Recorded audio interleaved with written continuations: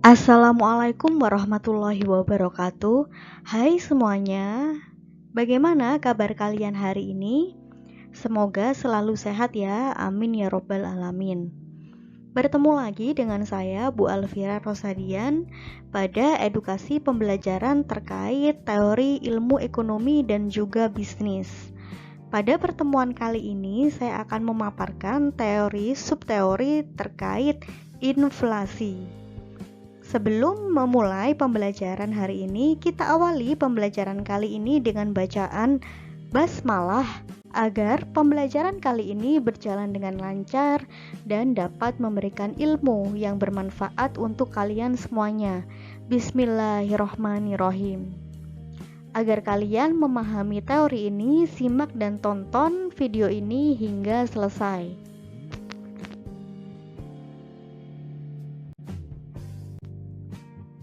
Guys, pernahkah kalian mengamati menjelang Hari Raya Idul Fitri atau Lebaran, itu harga-harga barang maupun jasa itu cenderung naik ya? Nah, kenaikan harga barang maupun jasa yang dibiarkan terus-menerus, maka akan menyebabkan inflasi. Inflasi merupakan suatu permasalahan di dalam suatu negara. Apa itu inflasi? Inflasi ini adalah proses meningkatnya harga barang secara umum dan terus-menerus, kata kuncinya ya.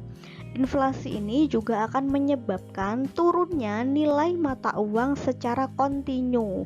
Contohnya misalkan harga beras yang awalnya 8.000 terjadi inflasi naik menjadi 10.000. Maka uang 8.000 lagi uang 8.000 itu tidak akan berarti lagi untuk membeli beras karena harga beras sudah menjadi 10.000. Itu contoh sederhananya.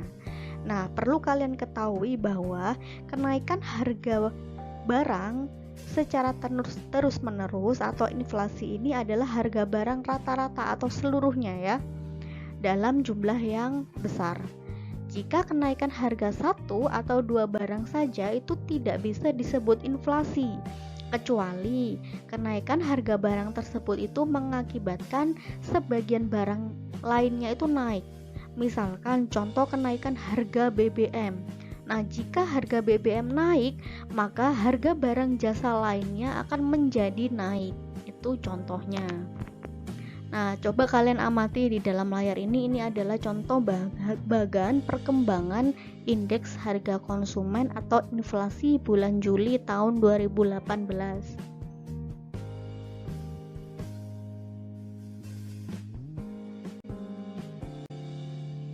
Selanjutnya, apa saja jenis dari inflasi? Nah, jenis dari inflasi ini dibagi berdasarkan, yang pertama adalah berdasarkan asalnya.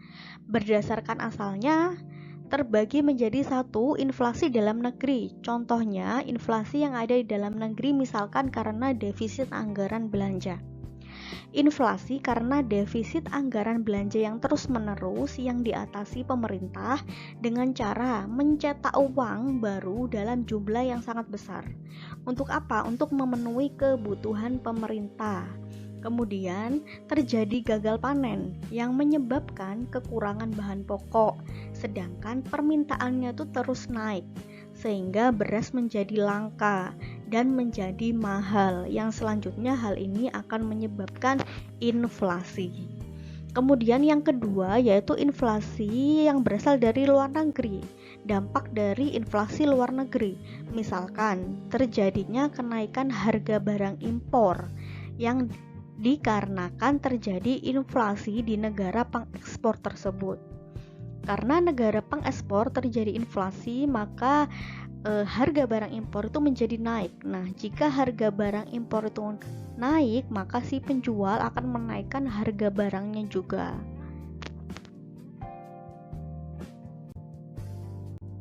Kemudian, jenis inflasi berdasarkan cakupan pengaruh kenaikan harga disebabkan karena kenaikan harga. Yang pertama yaitu inflasi tertutup. Kenaikan harga terjadi hanya berkaitan dengan satu ataupun dua barang tertentu saja. Itu dinamakan dengan jenis inflasi tertutup. Yang kedua yaitu inflasi terbuka. yaitu kenaikan harga terjadi pada semua barang secara umum. Kemudian yang ketiga adalah inflasi yang tidak terkendali.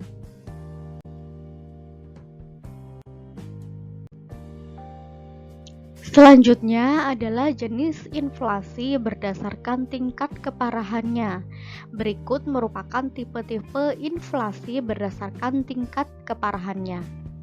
Yang pertama adalah inflasi ringan, yaitu di bawah 10%. Kemudian inflasi dikatakan sedang pada persentase 10 hingga 30%. Inflasi berat yaitu pada persentase 30% hingga 100%, dan inflasi dikatakan sangat berat jika lebih dari 100%.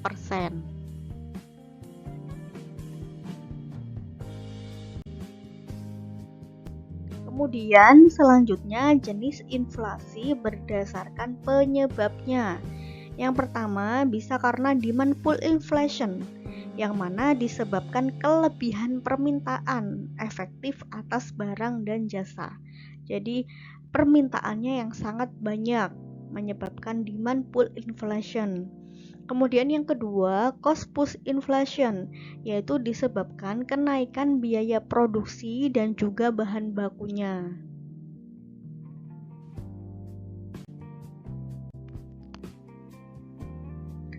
Apa saja yang menyebabkan inflasi? Yang pertama, yaitu karena banyaknya jumlah uang yang beredar di masyarakat. Barangnya tetap, namun uang beredar itu lebih banyak sehingga menyebabkan barang itu menjadi mahal. Contohnya menjelang Hari Raya Idul Fitri, masyarakat itu banyak membelanjakan atau mengedarkan uangnya untuk membeli kebutuhan Hari Raya Idul Fitri, sehingga menyebabkan harga barang menjadi naik. Barangnya tetap ya, namun permintaan masyarakat itu banyak sehingga barang menjadi naik. Kemudian yang kedua, karena adanya demand pull inflation. Barangnya tetap ataupun terbatas, namun permintaannya itu terus naik sehingga menyebabkan kenaikan harga. Contohnya waktu pandemi Covid kemarin ya, itu pada produk masker. Produk masker yang awalnya itu harganya relatif murah menjadi sangat mahal karena adanya keterbatasan saat awal pandemi COVID-19 ya waktu itu ya. Itu karena produk masker itu terbatas, namun permintaannya sangat banyak sehingga menyebabkan kenaikan harga pada produk masker. Kemudian yang kedua, misalkan kelangkaan beras, itu juga akan mengakibatkan kenaikan harga beras. Kemudian yang ketiga yaitu kenaikan biaya produksi. Jika biaya produksinya untuk membuat suatu barang itu naik, maka harga jual barang itu akan juga semakin naik atau mengikuti ya. Jika biaya produksi naik, maka harga barang menjadi naik. Yang keempat, adanya misinflation, yang mana misinflation ini adalah inflasi campuran. Inflasi campuran adalah ketidakseimbangan antara permintaan dan juga penawaran. Yang kelima yaitu adanya masalah politik dan ekonomi pada negara yang sedang bermasalah. Contohnya karena demonstrasi, penggulingan pemerintahan dan masalah lainnya yang akan menyebabkan inflasi. Yang keenam yaitu struktur ekonomi yang kaku. Di sini pemerintah atau perusahaan harus fleksibel ya dalam mengatasi adanya inflasi serta mencari solusinya, mencari pencegahan dan kebijakan yang tepat. Yang ketujuh, karena administered price, yaitu harga barang jasa tertentu yang harganya itu ditentukan secara sepihak oleh pemerintah. Yang kedelapan yaitu supply shock, yaitu peristiwa yang terjadi secara tiba-tiba yang menyebabkan perubahan harga dari komoditas maupun jasa.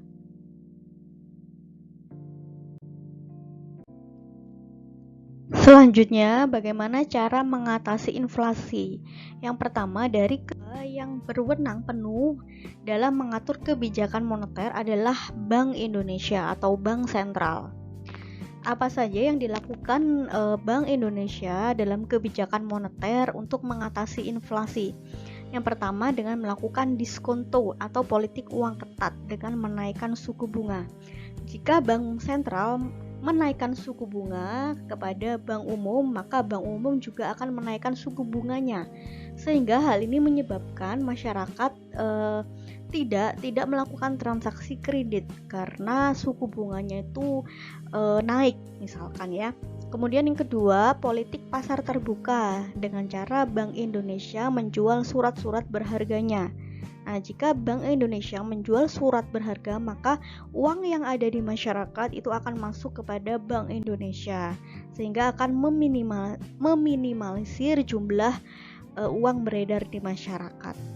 Yang ketiga yaitu politik cash ratio dengan menaikkan cadangan kas di bank umum.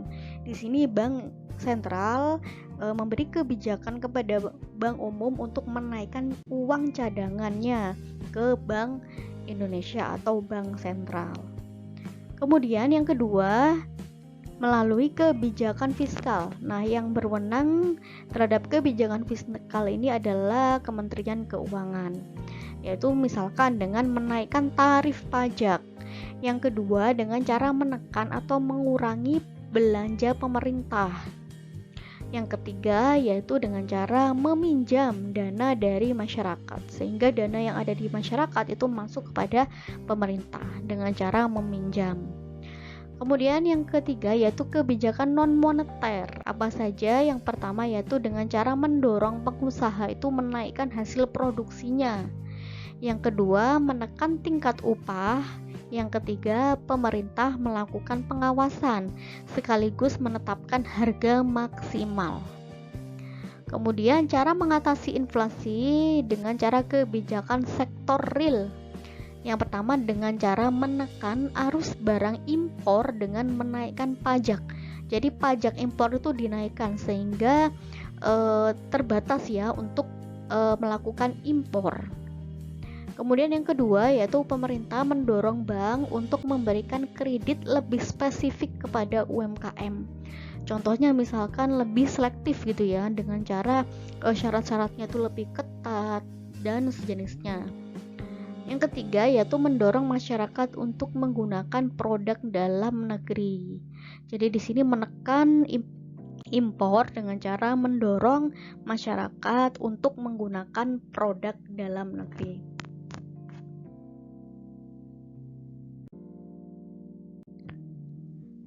Adanya inflasi itu berdampak baik bagi perekonomian jika dalam batas yang stabil atau rendah.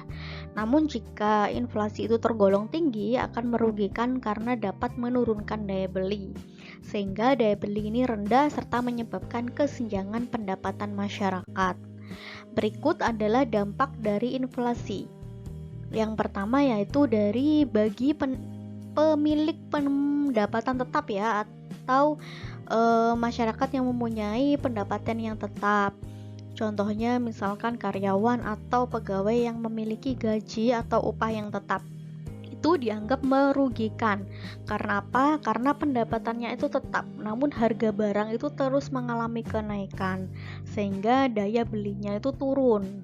Daya beli dari pemilik pendapatan tetap ini turun. Kemudian yang kedua yaitu bagi para penabung itu dianggap merugikan karena nilai mata uang itu semakin turun.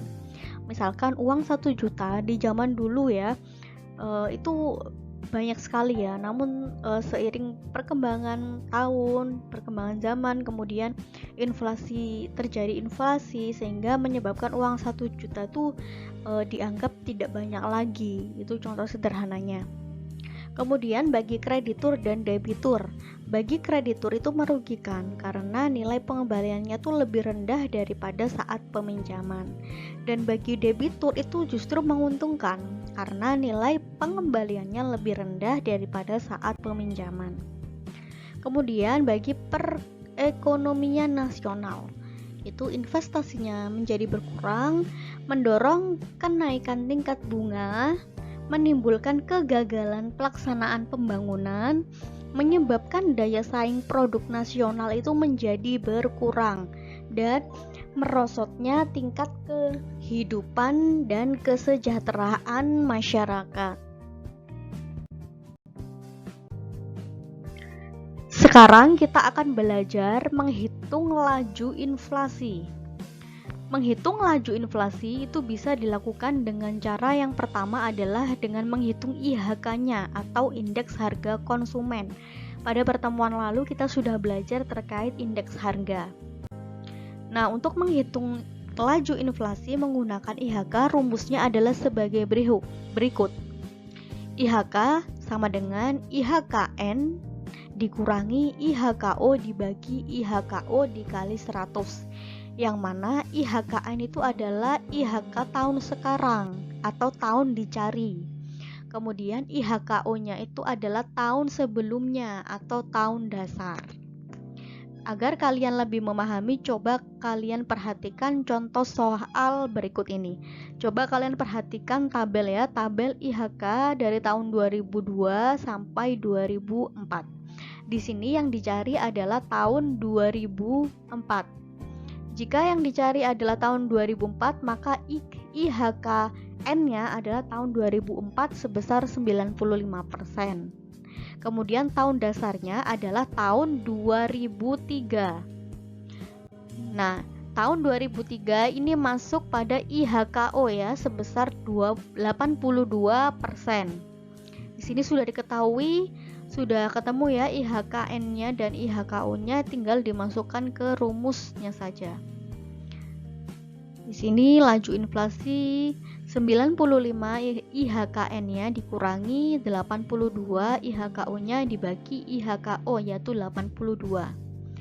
Sehingga di sini dikurangi saja ya, 95 dikurangi 82 hasilnya 13 dibagi 82 dikali 100. Hasilnya adalah 15,85%.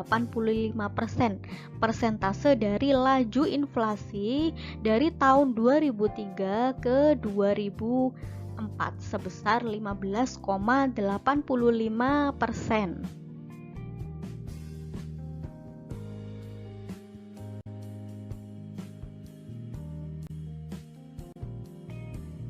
Yang kedua, menghitung laju inflasi dengan menggunakan GDP deflator. Rumusnya sama ya dengan IHK, dengan menggunakan IHK. Kalau yang ini pakai GDP deflator. Rumusnya adalah GDP deflator N atau GDP deflator yang dicari, tahun yang dicari dikurangi GDP deflator O, yaitu GDP deflator tahun sebelumnya atau tahun dasar, dibagi GDP deflator O dikalikan 100%. Nah, untuk mencari GDP deflator itu dengan menggunakan rumus sebagai berikut. GDP deflator sama dengan GDP nominal dibagi GDP real dikalikan 100%, maka akan menghasilkan GDP deflator. Nah, apa sih perbedaannya menghitung laju inflasi menggunakan IHK atau menggunakan GDP deflator? Berikut adalah perbedaannya. IHK hanya mengukur rata-rata barang atau jasa yang dikonsumsi rumah tangga, sementara GDP deflator itu mengukur semua barang atau jasa yang dihasilkan oleh perekonomian termasuk barang yang dibeli oleh pemerintah dan sektor usaha. Jadi lebih luas ya untuk yang GDP deflator.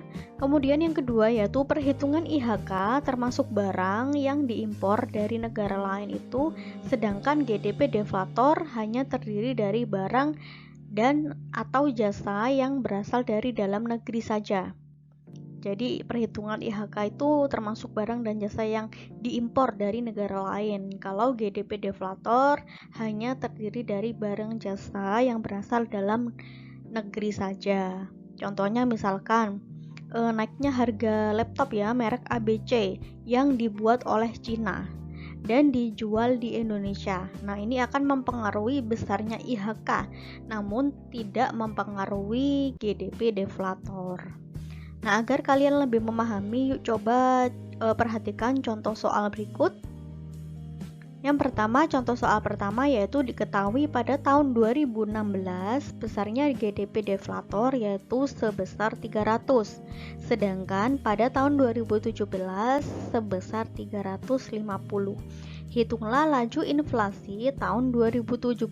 Di sini diketahui GDP deflator N atau GDP deflator yang dicari yaitu tahun 2017 adalah sebesar 350. Sedangkan tahun dasarnya GDP deflator O tahun dasarnya adalah tahun 2016 sebesar 300. Di sini sudah diketahui semua ya. Sudah ketemu semua GDP deflator N dan O-nya. Sekarang tinggal masukkan aja pada rumusnya. Di sini GDP deflator N adalah 350 dikurangi 300, GDP deflator O dibagi 300 dikalikan 100%. Di sini 350 dikurangi 300 adalah 50 dibagi 300 dikali 100. Sehingga menghasilkan laju inflasi di sini sebesar 16%. Nah, 16% ini kita kita lihat tingkat keparahannya itu sebesar apa. Di slide sebelumnya kita sudah belajar ya tingkat keparahan permasalahan inflasi. Nah, 16% ini masuk pada tingkat keparahan sedang. Karena di sini tingkat keparahan sedang itu pada persentase 10 hingga 30%. Kemudian lanjut pada contoh soal nomor 2. Di sini pada tahun 2018 diketahui GDP deflator yaitu sebesar 110. Pada tahun 2019 diperoleh GDP nominal 5 miliar dan GDP realnya adalah 4 miliar. Di sini hitung laju inflasi tahun 2019. Jadi di sini GDP deflator yang dicari atau GDP deflator N-nya adalah tahun 2019. Kita ketahui dulu di sini GDP deflator O-nya adalah 110 ya. Diketahui di sini sudah ada. Kemudian GDP deflator N-nya itu masih belum ada. Nah, di sini hanya menerangkan GDP nominal 5 miliar dan GDP realnya adalah sebesar 4 miliar. Jadi di sini kita masukkan aja, diketahui di sini GDP nominal 5 miliar, realnya 4 miliar. Di sini kita cari dulu ya. Yang pertama yaitu dengan mencari GDP N-nya, GDP deflator N-nya. Di sini kan tidak ada ya. Di sini hanya menerangkan GDP nominal dan realnya. Jadi kita masukkan aja rumus untuk menghitung GDP deflator. Nah, ada itu GDP nominal dibagi GDP real. Rumus untuk menghitung GDP deflator dikalikan 100%. Jadi di sini 5 dibagi 4 dikalikan 100 sama dengan 125%. Yang kedua yaitu dengan cara menghitung laju inflasinya menggunakan GDP deflator. Kita masukkan langsung di sini sudah ada ya, sudah ketemu semua GDP deflator O dan N-nya. Di sini 125 sudah ketemu tadi ya, 125 GDP deflator yang N-nya dikurangi 110 GDP deflator O-nya dibagi 110 dikali 100%. Di sini hasilnya adalah 13,6%. Nah, kita lihat tingkat keparahannya. Tingkat keparahannya adalah masuk dalam kategori sedang karena di sini tingkat keparahan sedang masuk pada persentase 10 hingga 30%.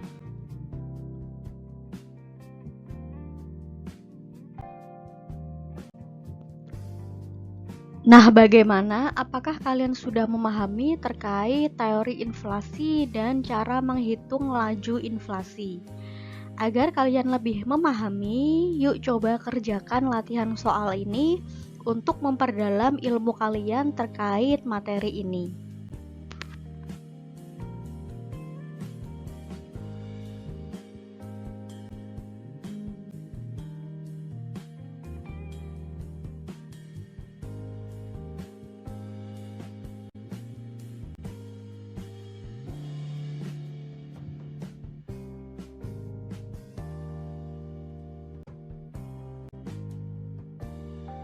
Itu dia materi yang bisa saya sampaikan terkait inflasi. Pada pertemuan selanjutnya, saya akan membahas teori-teori lain terkait ilmu ekonomi dan bisnis. Sebelum menutup video ini, saya sarankan untuk jangan lupa subscribe channel ini dan nyalakan tombol loncengnya, agar kalian tidak ketinggalan materi-materi terkait ilmu ekonomi dan bisnis yang pastinya bermanfaat. Kita akhiri pembelajaran kali ini dengan bacaan hamdalah. Alhamdulillahirabbil alamin. Terima kasih. Wassalamualaikum warahmatullahi wabarakatuh.